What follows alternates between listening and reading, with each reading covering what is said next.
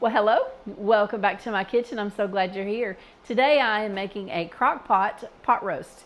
If you ever made a pot roast in the crock pot, that's just about the only way that I will do it.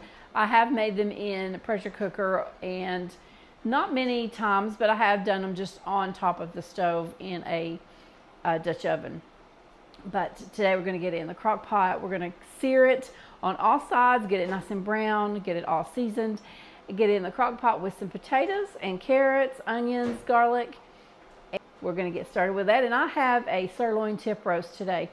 So it's out of my freezer from our fresh beef. We raise beef here, and it is grass-fed, grass-finished, and so delicious. So let's get started with our crock pot pot roast. In my skillet, I'm going to add some oil. I'm just going to go ahead and season while my oil is getting hot. I'm just going to season with some salt. You could use a kosher salt, but just whatever you have. Just while my oil is heating up, I'm going to crush about 4 cloves of garlic and add that to the skillet while I'm searing the meat. Okay, now I'm going to get my salted roast into the skillet to sear. And we just want to brown it on all sides. So let's flip this over. When it turns loose from the skillet, you can flip it.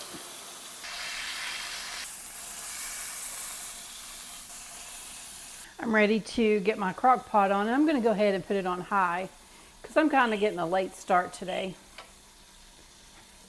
And we're ready to add it to the crock pot.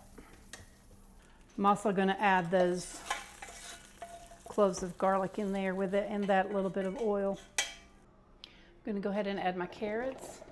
That's about 4 large carrots. And I've peeled about 5 medium-sized potatoes, and I've just peeled them, rinsed them, and halved them. You could add water, but I'm going to go ahead and add about 2 cups of beef broth. I'm going to salt,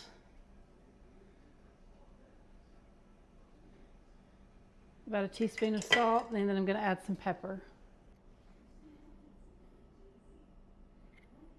You could add the herbs that you want. I'm going to add just a little dried thyme, just a touch, and a little dried rosemary. You could use fresh, like I said, if you have it on hand. I love rosemary, just a little bit, not too much. Now we're going to cover it and let it cook.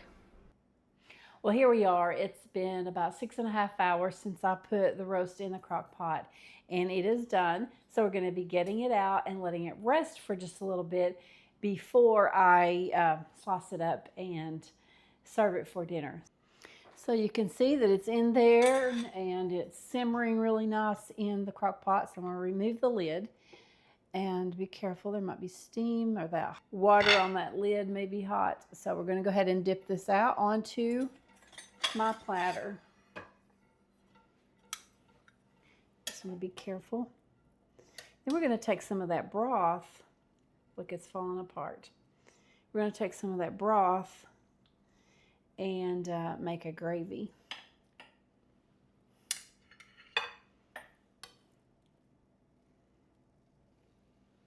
I'm going to leave those vegetables in while we let the meat rest. I'm going to be dipping some of this broth out into a smaller saucepan to make some gravy to go over this roast and potatoes and carrots. So I'm going to get 3 or 4 ladles full of broth. And I will say, I forgot to tell you this, I added 2 more cups of broth when I was cooking. It was just not quite enough liquid to cover my potatoes. So I put the potatoes on the bottom, put the roast back on top, and then added some broth. So this is how I make gravy from the broth that I have off of my roast when I cook it. And this may not be how you do it, and that's okay, but this is how my mom taught me. So what I'm doing is I'm taking about a quarter cup of cold water, and then I'm going to add about 3 tablespoons of flour to that. So let me get a fork. I thought I had one out right here. So I'm just going to mix it with a fork until there's no lumps. And then I'm going to add this to the broth and let it come to a boil and thicken. It should be seasoned. We're going to taste it, but all of the salt and the pepper and all of the things that we used in the roast, it should be seasoned, but we're going to mix this up, let it come to a boil, and then we're going to taste it.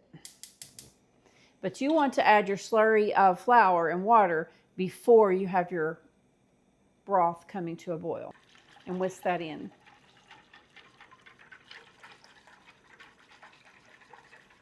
I'm hoping for no lumps, but if I have lumps, I can strain it. But that looks good. We're going to bring that to a boil and see if it gets thick. All right, so this is thickening up really nicely, and it's just about ready to serve. But first, I'm going to give it a taste.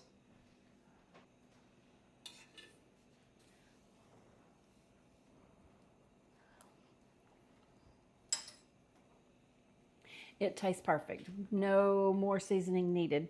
Of course, you always taste and make sure for yourself.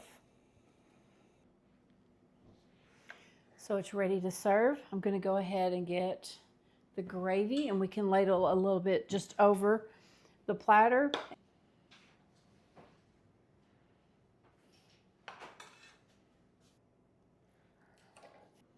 So we're just going to serve it up with the potatoes, carrots,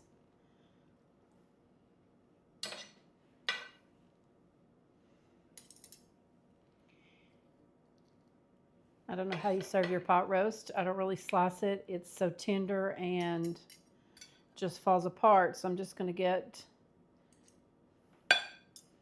pieces of it and put it on my plate.